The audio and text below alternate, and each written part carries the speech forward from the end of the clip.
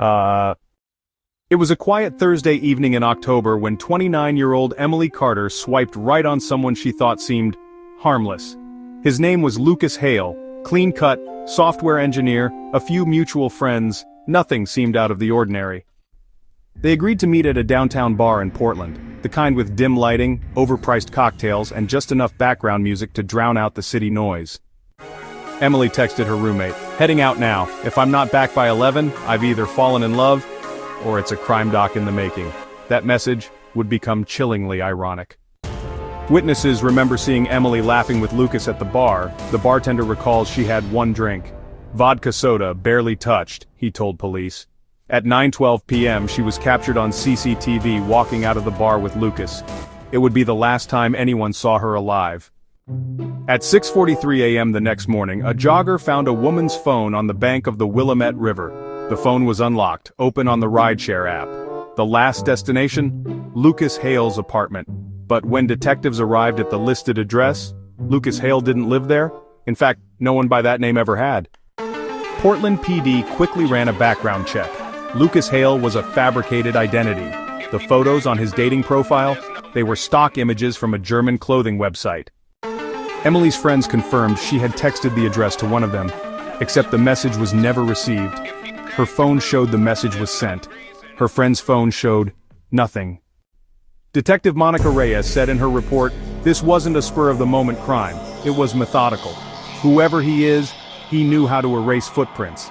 Emily's car was found 3 blocks from the bar, locked, untouched, her keys still in her coat pocket, left behind on a stool inside.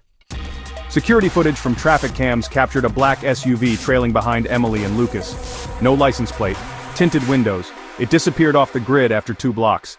A nearby cafe's outside camera caught a muffled exchange. You hear Emily's voice faintly, "Wait, this isn't the way to your place," then silence. Her final confirmed digital footprint was a voice note she attempted to send at 9:27 p.m. Police recovered the audio from her cloud. "If you get this, I think something's wrong." He said his name was Lucas, but the audio cuts off. Search dogs found no trace along the riverbank, no blood, no clothing, no signs of a struggle, nothing. Police interviewed 17 people who matched the build and age of the man seen on CCTV. None were a match. Then came the twist. 3 weeks later, a woman named Jenna Myers came forward. She had gone on a date with Lucas Hale 2 months earlier. She described the same bar, the same drink, and the same line. "You look even better in real life." She ended the date early when he insisted on walking her to her car, despite her saying no. She described feeling like she was being followed for days after. She never reported it, thought she was just being paranoid. A composite sketch was made, and honestly it was distributed nationally. Over 300 tips poured in, but none of them led to an ID. No fingerprints, no DNA, no real name, no trace. Emily Carter's body has never been found. Her disappearance still remains one of Oregon's most unsettling dating-related cases. To this day, the identity of the man calling himself Lucas Hale remains unknown, and somewhere out there, he could be planning his next bad date. This is Vanish Whispers True Crime. Subscribe for more real-life mysteries that never truly end. Eyewitness account, the bartender's memory. Bartender, transcript. She seemed nervous, kept checking her phone. The guy, Lucas, barely spoke. He watched her more than he talked. He remembers Emily leaving her drink mostly untouched, glancing at the door as if expecting someone else. Police transcript, the rideshare driver. Officer, did you see where they went after leaving the bar? Driver, they got into a black SUV. I thought it was odd. She looked back at me almost like she wanted to say something. The driver's statement would haunt investigators. Police found a red scarf snagged on a fence near the river. It matched one Emily was seen wearing in a social media post. No blood, no DNA, just a chilling reminder of her last night. Voiceover. Voicemail transcript. You're looking for the wrong man. Lucas isn't real. She was never meant to be found. The call was traced to a payphone miles away. The voice, digitally altered, offered no clues. Voiceover. Months pass, no new leads. Emily's family holds a vigil by the river. Detective Reyes, voice heavy. We follow every thread, but the web just gets bigger. The city moves on. The mystery lingers. Voiceover. A year later, hope flickers back to life, and dread with it. In Seattle, a woman files a police report. She describes a man whose charm is chillingly familiar. The same smile, the same rehearsed lines Lucas used on Emily. This time the woman senses danger and escapes unharmed. Word spreads quickly. Detectives scramble to link the cases, desperate to stop a predator, who now wears a new mask in a new city. But before they can close in, the man vanishes again, leaving only a trail of fear and unanswered questions. The cycle begins anew. Voiceover. The case remains unsolved. Emily's story becomes a warning whispered on dating forums, her photo, her last messages, her vanished presence.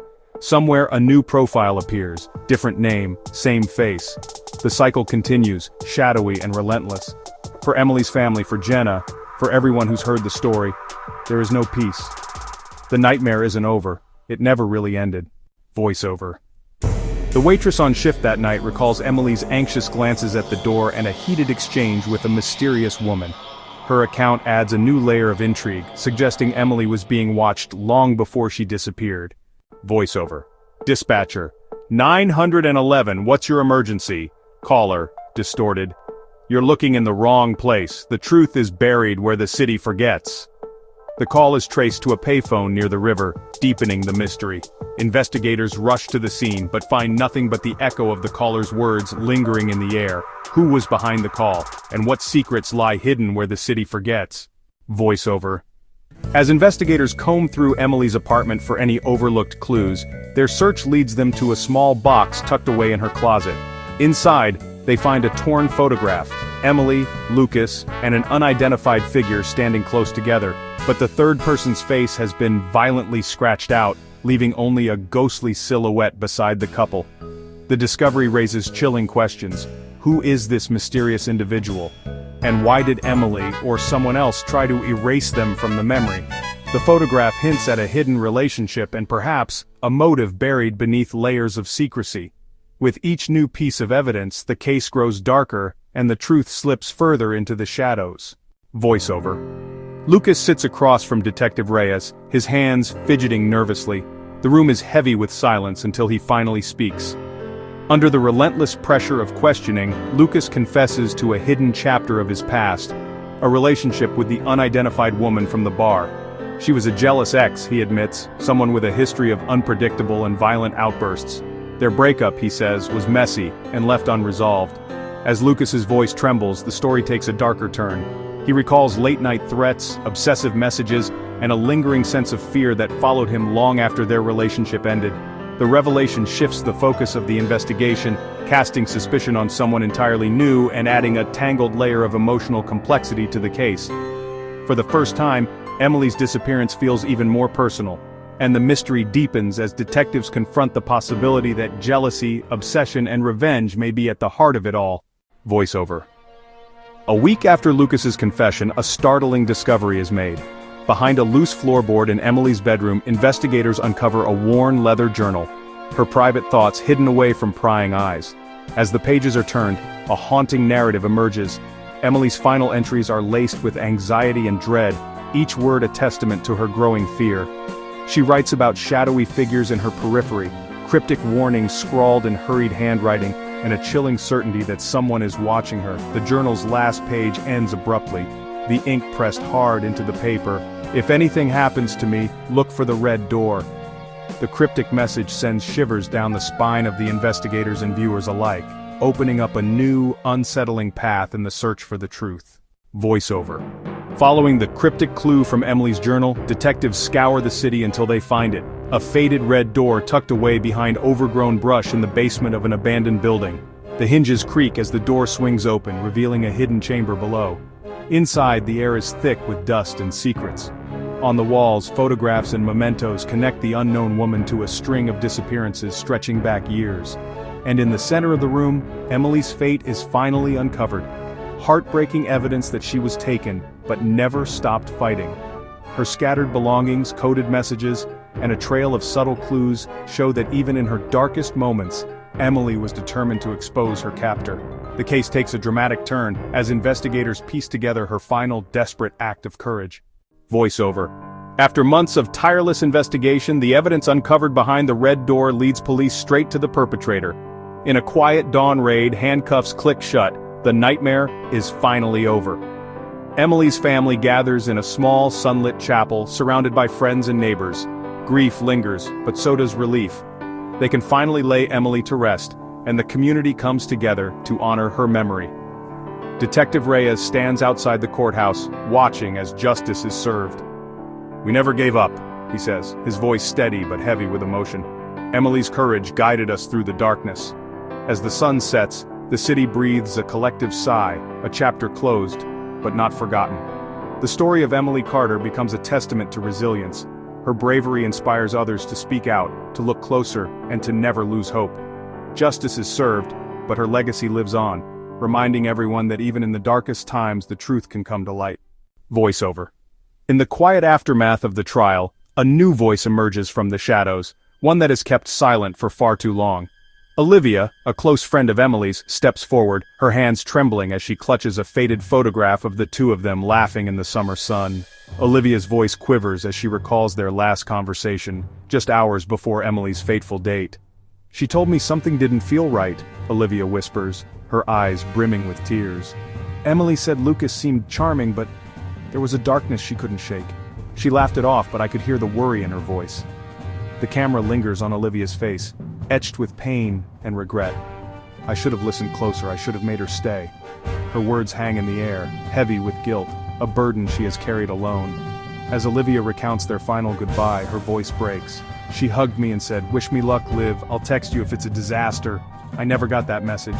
The screen fades to black, leaving viewers with Olivia's haunting confession, a reminder that sometimes the quietest fears are the most dangerous, and the words left unsaid can echo forever.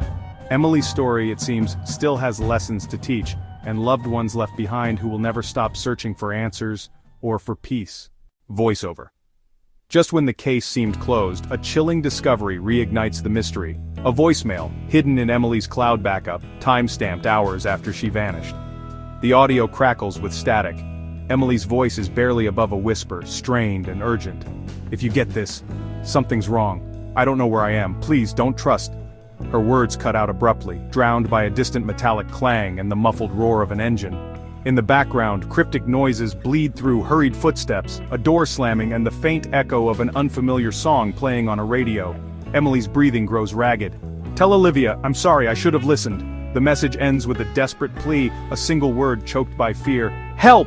For investigators and loved ones alike, the voicemail is a devastating revelation. Not only does it shatter the timeline, but it also raises haunting new questions. Was Emily alive, reaching out one last time? What secrets are hidden in those background sounds, and who or what was she running from? The voicemail, raw, real, and unresolved, leaves a scar on everyone who hears it. It's a final, anguished cry for help from the girl who was never meant to disappear, and a reminder that the truth may be closer and more terrifying than anyone imagined. Voiceover. Detective Reyes sits hunched over his desk, eyes rimmed red from sleepless nights. As he pores over Emily's case files, a detail leaps out. A name buried in an old missing persons report from 3 years ago, Rachel Lynn. Like Emily, Rachel vanished after a night out. Her last known contact, a date with a man who called himself Lucas. Reyes' hands tremble as he pulls up Rachel's file. The similarities are chilling. The same downtown bar, the same fabricated backstory, and another life cut short by a faceless predator. The realization hits him like a gut punch. Emily's disappearance wasn't an isolated tragedy. There's a pattern, one he failed to see until now. Outside the precinct, angry voices rise. News vans crowd the parking lot, cameras trained on the entrance. Headlines scream for answers. Where is Emily Carter? Is a serial predator on the loose? The weight of public scrutiny presses down on Reyes, each accusation a reminder of the lives at stake. He feels the mounting pressure, the desperate families, the relentless media, and the gnawing fear that every moment lost could mean another victim. Haunted by guilt and driven by a growing sense of urgency, Reyes vows to uncover the truth behind Lucas's string of lies. For Emily, for Rachel, and for every voice still waiting to be heard. Voiceover. On a cool evening blanketed by silence, Emily's family and friends gather beneath the flickering glow of candles outside the Carter home. The air hums with whispered prayers, and the shuffling of feet on dew-soaked grass. Emily's mother clutches a framed photograph, her voice trembling as she recalls Emily's infectious laugh and the way she always danced in the kitchen on rainy days. Her father stands beside her, stoic, a single tear tracing down his cheek as he lights another candle, one flame among dozens, each representing a hope that refuses to die. Neighbors embrace, sharing stories. The time Emily stayed up all night helping a friend through heartbreak. The way she never let anyone eat lunch alone. As each memory is spoken, it hangs in the air, fragile, precious, and incomplete. But beneath the warmth of remembrance, an ache remains. The questions swirl unspoken. Where is Emily? Will they ever know the truth? The camera lingers on the wavering candlelight, faces illuminated by hope and grief. As the vigil draws to a close, Emily's little sister steps forward, her voice barely above a whisper. If she's out there, can she hear us? The night answers only with silence, leaving the family and the audience haunted by uncertainty. Voiceover. As the candlelight flickers in the night, Emily's family stands before the gathered crowd, their voices trembling but strong. They speak of hope, resilience, and the power of community. The town, once haunted by fear, now finds unity and remembrance and the pursuit of justice. Emily's story becomes a beacon, reminding everyone that even in the darkest moments, compassion and courage can light the way forward. The screen fades to black, leaving viewers with a sense of closure, hope, and the enduring impact of Emily's life.